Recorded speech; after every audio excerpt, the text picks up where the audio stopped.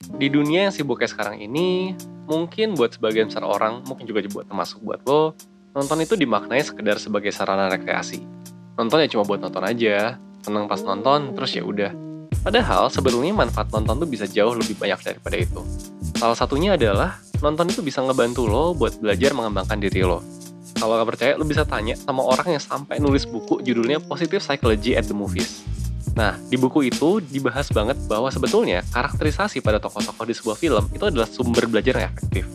Makanya, di video kali ini kita bakal ngebahas sebuah tontonan anim yang bisa ngebantu lo berkembang. Animenya seru, komedi banget, karakternya macam-macam, musiknya kece, dan banyak cowok gantengnya. Gue juga nggak tahu kenapa ini ada di skrip, tapi udahlah ya. Dan yang paling penting nih, anime ini bakal bikin lo yakin bahwa lo akan selalu bisa berkembang jadi lebih baik. Yang penting, lo sadar bahwa belajar itu adalah proses berkelanjutan sepanjang hidup lo. Anime ini bakal nggambarin banget apa yang disebut dengan growth mindset.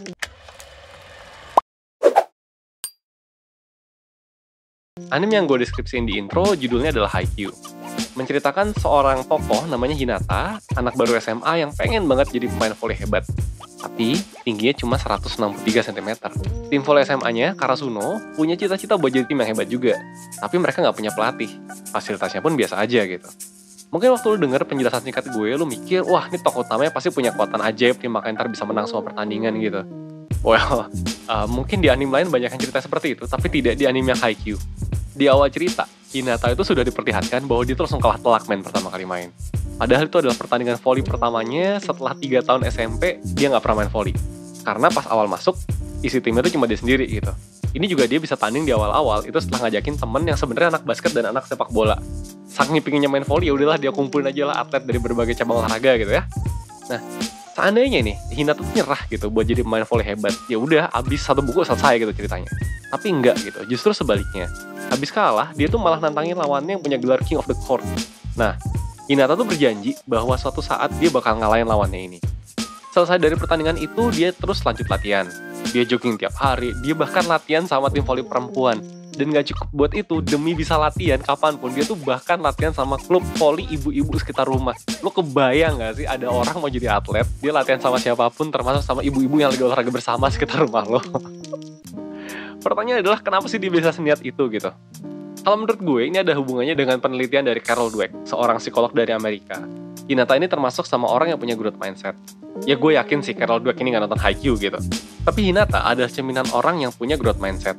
Karena ketika dia menghadapi kesulitan, Hinata tuh nggak langsung merasa mimpinya gagal. Buat dia, itu tuh cuman belum berhasil aja. Nah, jadi gini, teorinya menurut Carol Dweck, seseorang tuh punya satu dari dua tipe mindset. Yang pertama adalah fixed mindset atau mindset yang tetap, dan growth mindset yaitu mindset yang berkembang. Semakin fix pola pikir kita, maka semakin kita berpikir kesuksesan itu ditentukan sama sesuatu yang di luar daripada diri kita. Misalkan bakat gitu, bakat tuh bisa macam-macam tuh, bisa kecerdasan lo, bisa bentuk fisik lo datang dari keluarga seperti apa gitu kan, itu fixed mindset. Kesuksesan lo ditentukan sama faktor-faktor yang udah dari sananya gitu. Nah, sementara ketika mindset lu tuh lebih ke arah growth mindset atau pola pikir berkembang, lu tuh bakal mikir bahwa sukses itu adalah hasil kerja keras, latihan, dan semangat untuk berkembang.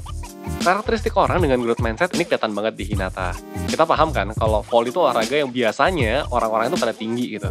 Sementara dia tingginya cuma 163 cm. Rasanya kayak nggak ada harapan aja gitu buat dia bisa sukses dalam voli. Tapi menurut dia itu tuh nggak benar. Menurutnya walaupun dia nggak punya tinggi, ya udah dia bisa lompat aja gitu. Dan lompat tuh bisa dilatih. Kekurangan-kekurangan yang dia miliki nggak dianggap sebagai hambatan dan alasan buat nyerah. Justru buat dia, kekurangan itu tantangan yang harus dijawab dengan latihan. Jadinya ya biar nggak kalah tinggi, ya dia bisa ngelatih kecepatan supaya dia bisa lompat duluan. Kalau masih kalah tinggi, ya pukulannya diarahin ke sela-sela atau tepi jari gitu buat cetak skor. Selain itu, Hinata juga selalu minta masukan dari teman satu tim, pelatih, alumni, bahkan nih, minta masukan ke lawannya sendiri. Ini adalah karakteristik penting dari orang dengan mindset berkembang atau growth mindset, yaitu terbuka atas kritik atau masukan yang diberikan orang lain. Di kasus Hinata, bahkan ini termasuk kritik dari lawannya sendiri. Nah, bisa dibilang Hinata tuh siap melakukan apa aja buat mencapai mimpinya. Well, meski udah usaha sekeras itu, tetap aja yang namanya dunia itu bisa jadi lebih keras. Hinata dan tim volinya sama Karasuno tetap aja kalah gitu. Salah satu momen kekalahan yang paling berkesan buat gue adalah pas mereka kalah dari SMA Aoba Josai. Itu adalah sebuah pertandingan semifinal.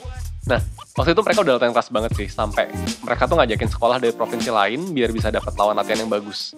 Hinata juga 24 jam sehari, 7 hari seminggu latihan volley. Bahkan pas di rumah tuh dia tuh nggak pernah lepas dari bola volley. Tapi yang bikin gue terkesan adalah pas mereka kalah, mereka tuh nggak frustasi. Justru mereka sadar ini tuh tandanya mereka harus usaha lebih keras lagi aja gitu. Mereka sepakat kata-kata guru mereka yaitu menjadi lemah itu artinya kita masih punya kesempatan untuk berkembang, dan itu adalah sebuah kebanggaan. Terus sia-sia dong usahanya kalau tetap aja kalah. Ya sebenarnya nggak juga sih. Karena kalau kita balik ke awal cerita, dia tuh bisa sampai ke semifinal dari yang awalnya cuma tanding 1 kali setelah 3 tahun sekolah, itu sebuah growth yang gede banget gitu. Parah sih, kemampuan dia tuh juga kelihatan banget perkembangannya. Kalau ngebandingin sama yang dulu, bahkan yang bisa servis aja enggak gitu. Nah ini tiba-tiba jadi cukup oke gitu kan. Ini nggak bakal terjadi seandainya mindsetnya Hinata tuh fix dan dia nyerah buat main bola voli karena dia nggak tinggi. Sampai di sini mungkin lo jadi bertanya-tanya, ya itu kan anim gitu. Kalau di dunia nyata gimana? Nah, lo tau gak siapa yang bisa jawab itu semua? Yang bisa jawab adalah diri lo sendiri. Gue kasih contoh deh.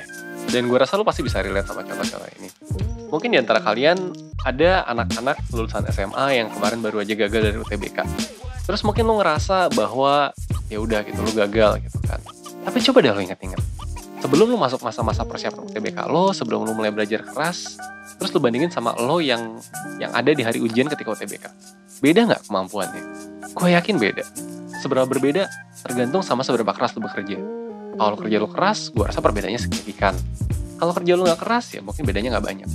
Tapi yang pasti adalah perbedaan itu ada. Jadi ya mungkin lo masih gagal gitu. Mungkin lo masih belum cukup oke buat masuk ke universitas yang lo inginin. Tapi perbedaan itu jelas kan, sebelum dan sesudah lo belajar keras buat mencapai itu semua. Dan ini berlaku buat semuanya, bukan cuma teman-teman yang baru aja gagal UTBK, tapi buat lo semua. Gue yakin dalam 1 tahun terakhir lo pernah mengalami kegagalan setelah lo berusaha keras. Tapi kalau lo bandingin diri lo sebelum dan sesudah lo mulai prosesnya, lo pasti sadar bahwa di situ tuh ada perubahan besar. Dan ketika ada progres, apa yang paling penting coba? Ketika ada progres, selama nggak ada batasan waktu, suatu saat lo bakal capai kok target lo itu semua. Dan banyak banget hal di dunia ini yang sebetulnya tidak terkait sama waktu. Jadi bisa banget lo kejar. Kebayang nggak sampai sini? Nah, oke. Jadi apa aja sih pentingnya punya growth mindset gitu? Perlu lu ingat di cerita Haikyuu, Hinata tuh emang gak berjuang sendirian. Ada banyak orang yang ngasih support biar Hinata tetap termotivasi dan ngelakuin latihan yang beneran bermanfaat. Hal itu juga yang pengen dilakuin sama 1%. Kita pengen orang-orang bisa ngenalin dulu diri mereka, mulai dari mereka tahu dan paham mereka itu siapa dan apa yang seharusnya mereka lakukan untuk meningkatkan diri mereka. Makanya kita nyediain banyak banget webinar, kelas online, dan mentoring buat ngebahas ini semua. 1% juga pengen orang-orang bisa jadi active problem solver. Makanya kita nyiapin layanan konsultasi yang menguatkan dan membimbing orang-orang saat menghadapi kesulitan. Kalau ikutan konsultasi di 1%, lu juga bakal dapat worksheet yang dirancang personal sesuai dengan masalah lo. Dan terakhir nih, setelah tahu apa yang mereka mau dan masalah yang akan mereka hadapi, 1% pingin orang-orang punya growth mindset. Mindset ini selalu kita coba tanamin di berbagai layanan kita. Contohnya adalah ya kayak di video ini dan video-video lainnya gitu. Kalau lo tertarik sama layanan 1%, lo bisa cari info lebih lengkapnya di deskripsi video atau langsung aja ke website kita di 1%.net ya. Akhir kata, gue harap video ini bisa ngebantu lo berkembang kayak Hinata. Nggak harus langsung jadi hebat gitu, tapi seenggaknya 1% ya setiap harinya. Gue Rizky dari 1%, bye!